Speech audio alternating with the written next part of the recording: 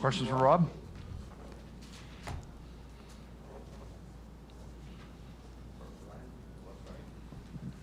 Hey Rob, how did it feel just to be out there, and how did your, knee feel after playing 20 minutes? Obviously a great feeling of being out there, being back with my guys, and the knee felt great. Feels good. Obviously, just check on it tomorrow. See how it's feeling, recovery-wise. Hey Rob, can you explain what's been going on with the knee? Where's the pain? What's been happening? Yeah, it's just swelling a little bit. Stiffening up on me a little. Taking it day by day. Spending a lot of time with the trainers. Obviously, throwing a lot of scenarios at it. See how I respond. Feel like you're going to be able to play in this next game, or is it just wait and see? Like I said, we usually wait till the next day to see if it's swelling or anything. Like I said, though, coming out of this game, no doubts in my head. I felt good playing. Rob, does the travel affect it at all? It seems like coming off of plane rides. I don't know. It might, but like I said, we'll keep doing everything we can, to make sure I get out there. And what determines it for you? Is it just a pain tolerance thing, or is it what you're able to do on it? Not necessarily pain tolerance, because once you have an injury, it's rare that you feel no pain, so it's just reading if I'm limited to doing certain things, so I don't want to have a lot of limitations when I'm out there. Obviously, you back is a big difference, but why were you guys able to get off to that start that you did tonight? Honestly, because we lost last game. I feel like that's how every team is. We need to work on being better, in that aspect. We shouldn't have to get punched in the mouth to respond. That's just my opinion, but proud of my guys, how we did respond. Obviously missing Smart. Keep saying it. Shout out to D. White again. I feel like his energy at the beginning of the game, he set the tone for a lot of us. And then what made the difference on the boards? It was drastically different as well. Just upping the effort and everything.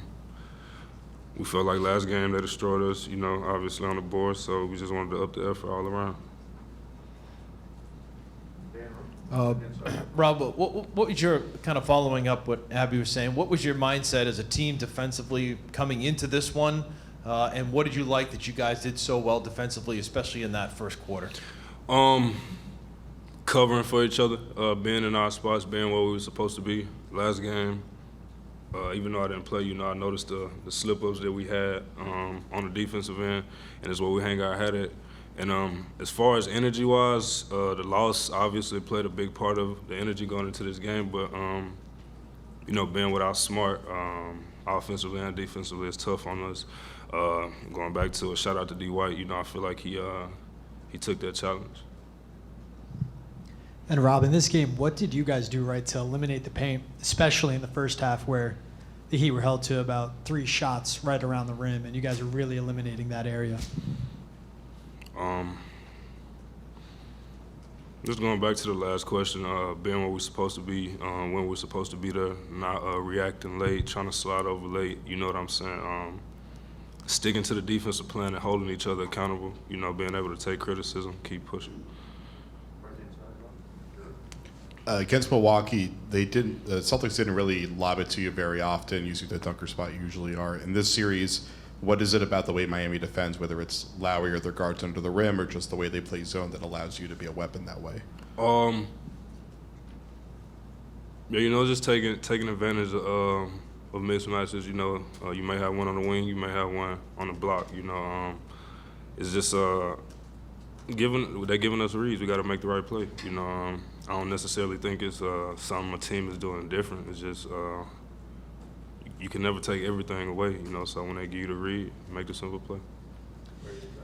Rob, you mentioned Derrick, shoot around. He was really talking about getting aggressive, said that's what he wanted to do. He said coaches were talking to him, you guys were talking to him. Just what have you kind of been saying to him, his teammates, to get him out of the funk that he's been in? Just letting him know he can be comfortable with us, most of all. letting him know he's welcome. You know, I tried to do that since the day he got here. It's hard, especially in the middle of the season coming to a team. You know, you see guys laughing, joking, playing. You the new guy. You know what I'm saying? So I just try to let him know, you know, we thankful for him. You know, you welcome to this brotherhood. You know, speak up when you see something. Don't be scared. And like I said, man, I feel like he set the tone for us defensively early in the game. What kind of things do you have to do to make a guy feel comfortable? Is it just talking to, like, you know, what goes into that? Man, it's just reaching out, you know. Everybody need a shoulder to lean on sometimes, so just reach out as much as possible. Man, I may just ask him what he ate for breakfast every morning, you know, little stuff like that. Yes, speaking of Derrick, did you know he was going to name his son Hendrix as well? Yeah, so that's the first thing he told me when he seen me. Like, Really? he just kind of walked up to me like, "Hey, bro, I'm sorry." But you know, it's a nice name, so. And is this the first time your son has been to a game? Oh, no, this is like the third game. This is the first time he been on the court. He actually should have been asleep, but. How nice is it? How cool is it to share these moments with him? I'm just thankful, you know, doing something I love to do, obviously, even though he don't know what's going on, just having him out there, you know, create memories for him to look back on, be like, my dad did this, you know, my dad was out there, I was out there, so. Thank you. Wrap it up right there. Presented by your New England Ford dealers. Built for America. Built Ford proud.